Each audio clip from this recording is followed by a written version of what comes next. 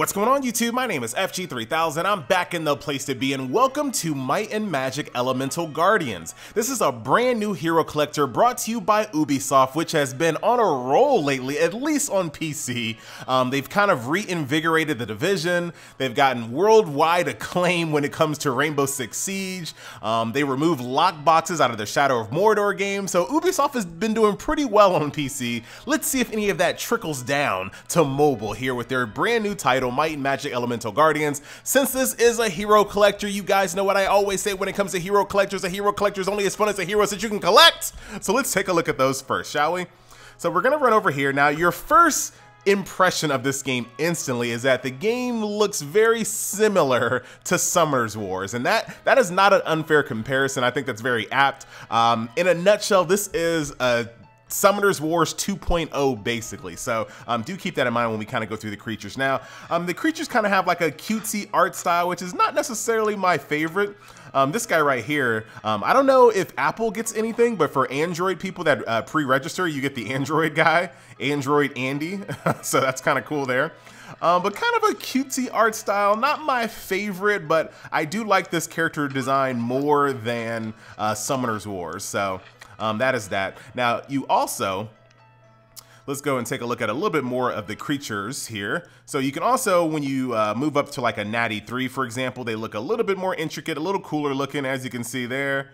Got a two-tailed spirit fox there. If we move all the way up to Natty 4s, let's keep on going. As you can see, there's tons of creatures in this game. Oh, that's another Natty 3, but whatever, we're clicking on it anyway. See, they start looking pretty cool and less cutesy as they move up the ladder. Here's a view of a couple of dragons here. Ruby Dragon, that's kind of cool there. Mystic, she's all right. So yeah, so you can kind of get an idea of what the art style looks like, and this is totally subjective. If you like this art style, you like it. If you don't, you don't, you know?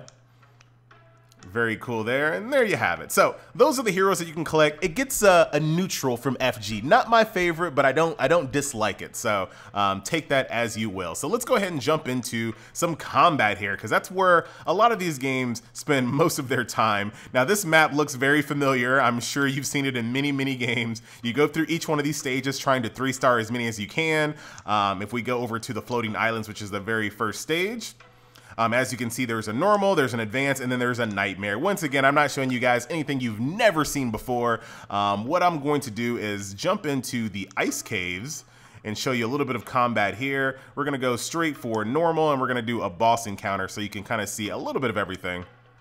So go in here, cost me 5 stamina to jump in. Here's my team. You have a couple of quick teams that you can select off the bat. A lot of games still don't have quick team options like this, so very happy to see that in a launch title. Load times are pretty snappy. Graphics, I think, are fantastic. Like, I think the graphics are phenomenal. Let's turn off auto just for a second. So, as you can see, I have my 4 characters here. Now, you might notice someone else in the background. You can actually create your own main character in this game. You can choose between male and female. You can choose, like, skin color. Hold on, let me heal my boy here. You can choose, like, skin color, hairstyles, things like that. And it looks like there are going to be more things added in the future. But she's not just there just for looks, even though she looks really good. She actually can do things, and I'll show you here once we kind of probably won't get it. All right, here we are. So as you can see, she's charged up. I'm not going to use her just yet, but her staff is charged up, and I'm going to use her the next round. So move on to the next wave. And like I said, I love the backgrounds. They look fantastic. Now, this is a really bad example because there's my ice maker moving. My ice maker had to make so much noise all of a sudden.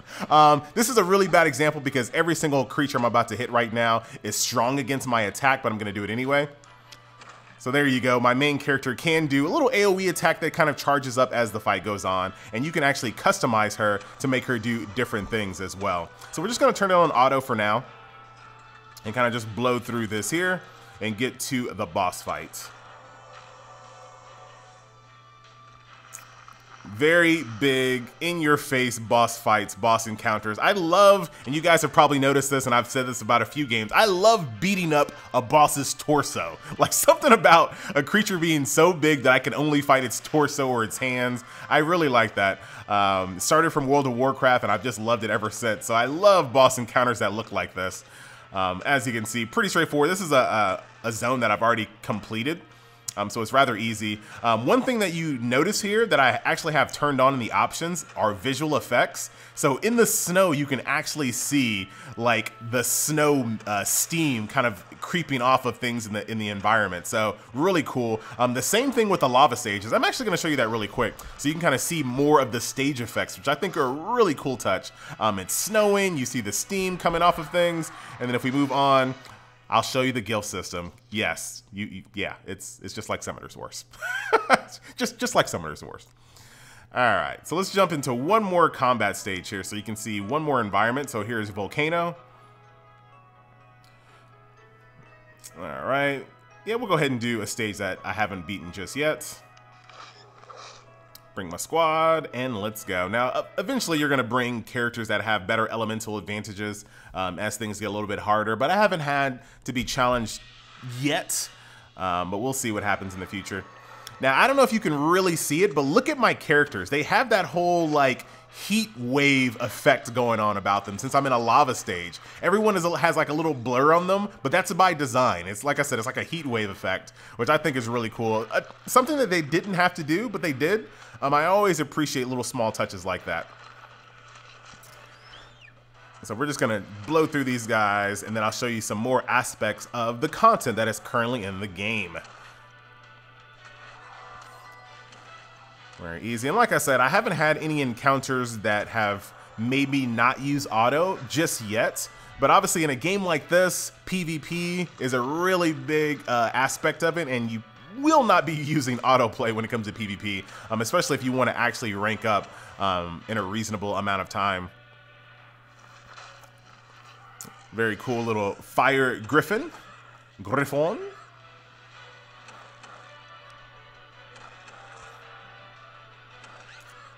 Cool soundtrack as well. Now, the game is emulator friendly, so if you want to play this game on Nox, I've had no trouble playing the game on Nox, but you won't be able to turn the graphics all the way up. Every single time I tried to, I forgot which option it was. I don't know if it was anti-anal AA. All right, AA. I'm not sure if it's that or another feature, but something breaks Nox when it comes to that. So you have to kind of keep the graphics a little lower than max if you want to play it on Nox, but it is emulator friendly in that respect. So if you want to just pop this thing on a second monitor and play it all day, you can. So let's go back over to creatures and I'll show you what actually separates them from other things. So there is a Glyph system, of course, but this Glyph system is a little bit smaller than Summoner's Wars, and I kind of appreciate that. Having a little bit of lag here, actually. Okay. There we go. Now, as you can see here, there's only 3 Glyph types, which I really appreciate. I forgot how many Summoners Wars 2 has, but it's way more than just 3. So you only have to concentrate in those 3 Glyph slots, and it's exactly what you've seen before. So for example, Strength, I need to have 3 of my slots glyphed or slotted with these specific glyphs to get the attack bonus. If we move out to Frenzy, I think Frenzy is the same thing. You need to have at least 3. Vitality is only 2, for example, and it goes on and on. You got Defense, Haste, Precision, Destruction. Endurance is 3. And there you have it. So there's lots of different glyphs, and this is where the real strategy comes in. Not only just getting the characters 2-star, 3-star, 4-star, but making sure that they have the proper glyphs and they are leveled up in a reasonable amount. So my least favorite level up system when it comes to runes and glyphs. I hate games that do this because they're just time consuming for no reason. I wish I could just press the button and just get the level. Tell me I failed or I succeeded instantly. Why do I have to like go through this animation like over and over and over? It's just so time consuming, and what this does to me, and it might just be me, but it makes me neglect my team because there's so many glyphs that I could be leveling up and I have the resources to level up, but I don't bother with it because I don't like to just sit in the screen for like, I don't like this. You don't have to copy everything from Summoner's Wars. I know that is a formula for success, but not everything is the reason why they're making millions of dollars. I guarantee you that this system right here is not the reason why they're making millions of dollars. So don't copy everything. They could make this so much faster. So whatever, so that is that. So that's pretty much it when it comes to the creatures and the glyphs. Now, as far as content that is currently in the game, it's pretty straightforward. The only thing that's in the game right now is the story, the normal, hard, and nightmare modes, and PvP. That is it. That's all that's in the game. Now you're looking at all these icons, are like, FG, are you sure? Yeah, I'm sure. So you have this passive Dragon Utopia, which gives you these coins right here. So you just, when you log in on the day, you just click that and you get a bunch of coins. Same thing with the crystal mine. Over time, this mines crystals for you. You click it, you go from there. Here is where you summon things up here.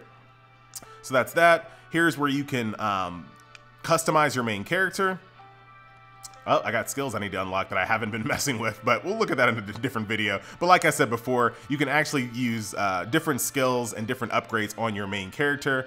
But I'll take a look at that when I can actually read through it a little bit more thorough. Are you gonna make me do it? Yes, you are. You're gonna make me do it. Darn these tutorials. There you go. Now you just learned how to upgrade. That is that. Here's the PvP, which I'll show you in the last part of the video. Over here in this grayed out is a magical shop, which is not really content. Over here is a marketplace, which is coming soon. Once again, not content. You have a guild hall. So if you want to join a guild, guilds are in the game. So that's that.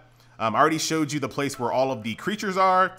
You have this underground entrance, which once again is coming soon. And then you have this training grounds, which is coming soon. So the only thing that's in the game right now is the story, normal, hard, and nightmare, and the PvP. That is the only thing that's in the game currently. So, kind of bare, but you can kind of, if you are interested in this game, you can kind of get in at the, the cutting room floor and really get ahead of the content when it's actually added to the game. Now, one thing I found that was really interesting is your defense so here's my defense that I have set here. Check a look at this.